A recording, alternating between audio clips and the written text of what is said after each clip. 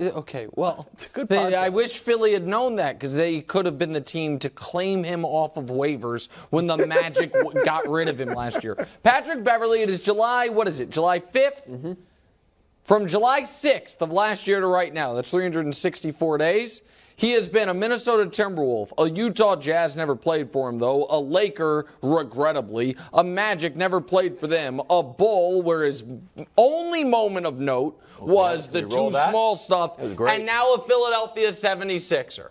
And he is such a difference maker That's a good moment, not only is he on a minimum, but he didn't even get the fun minimum like the Suns guys got or Russ got with the player option in the second year. It's like, nah, bro, we can't deal with that. So he was proven right there, too. I tried to tell you guys about that. So you guys bought me a silly Patrick Beverley jersey that I think you still have somewhere. But the end is not. I do still have it, Pat. Okay, there it is. There we go. And so you never wear this. Why didn't you take it home?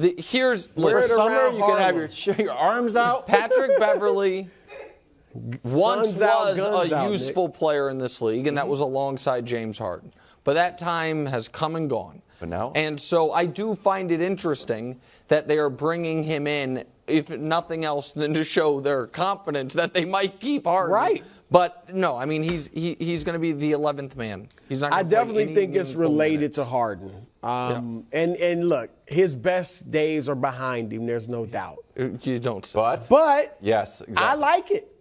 I like it. If he can't get on the court, you know what? I think he'd be good in your locker room. No, I think he's good for confidence. True.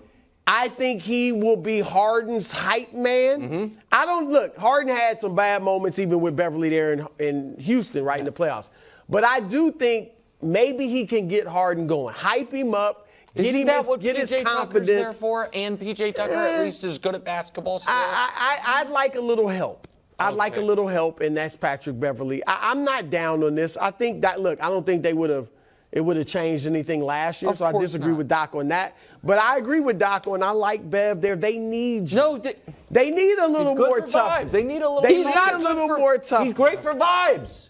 Then why did teams keep trading him and waiving him? Why do teams that have him and experience him? You mentioned Orlando. Who'd you mention? Orlando. Okay, so Chicago. LA those couldn't are wait bad to get teams. rid of him. Orlando. Why did LA sign him? Orlando, the moment because they made it was Orlando, you don't need a guy like that because you're not any good.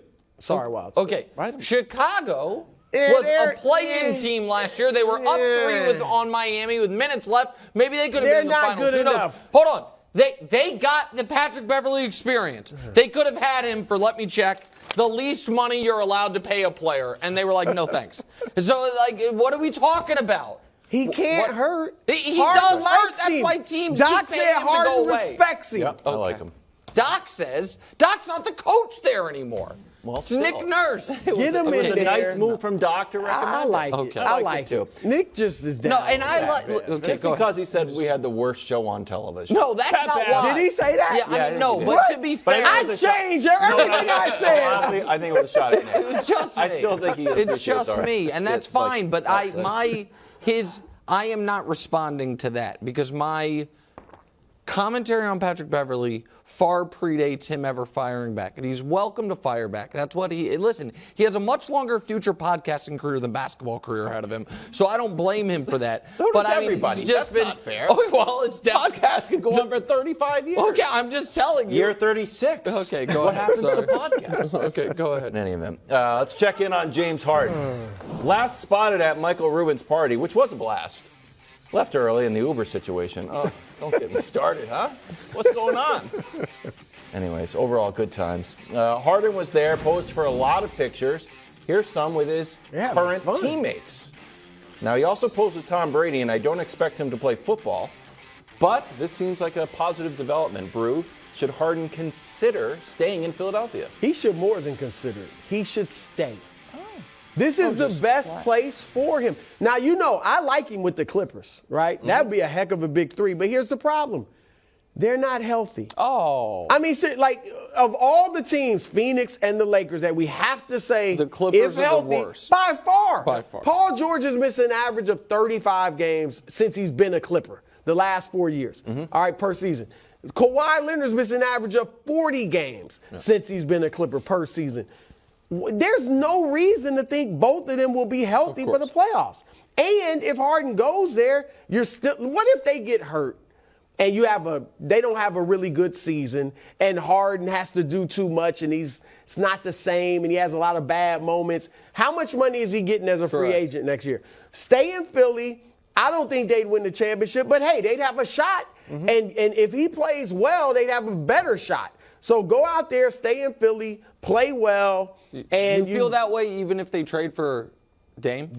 Would you? No, then I think it becomes like it's more Philly. What do we want to do? We don't really need Harden then. Like now, if they don't get Dame, I think they still need James to some degree. So here's the problem for James. This Philly is not desperate to trade him, and I don't see anyone right now desperate to trade for him. No. So the teams that I when I was going over this, I'm like, could they, right? So aside from the Clippers, and we know about what the Clippers offer is, it's not overwhelming. I like Norm Powell as well. I'm not sure they would give up Powell and Mann, but if I'm Philly, I want them both. But if you get Dame, you want those. Right. So if Miami doesn't get Dame, could they pivot and give you a lesser version of our offer for Dame for James Harden? Yeah. Maybe, but I doubt it. I don't think the Spurs are doing it.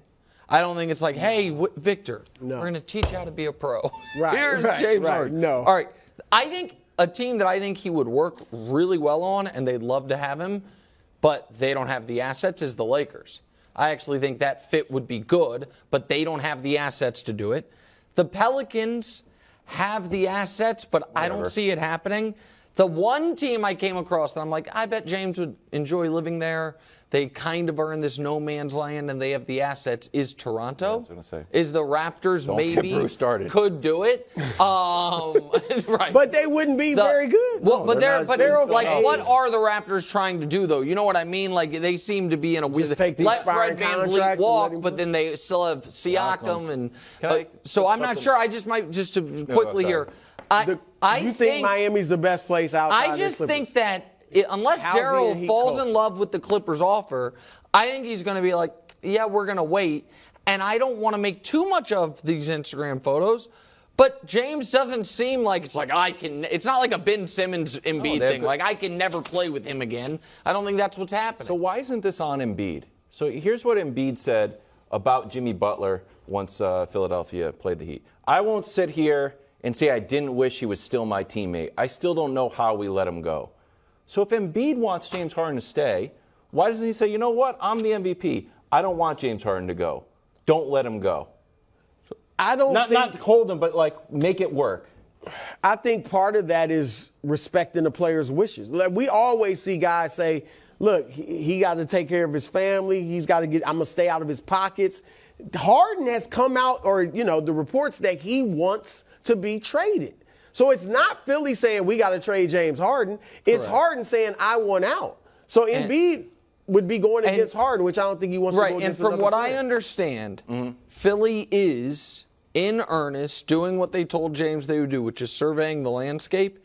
And from what I am told, Joel Embiid has communicated to Harden that, hey, man, I'd still love you back. Almost essentially that. Embiid is not taking this as, oh, you've asked out, I don't want to play with you again. And so I think in Philadelphia, they think it is, maybe a coin flip chance that he starts the year on the Sixers.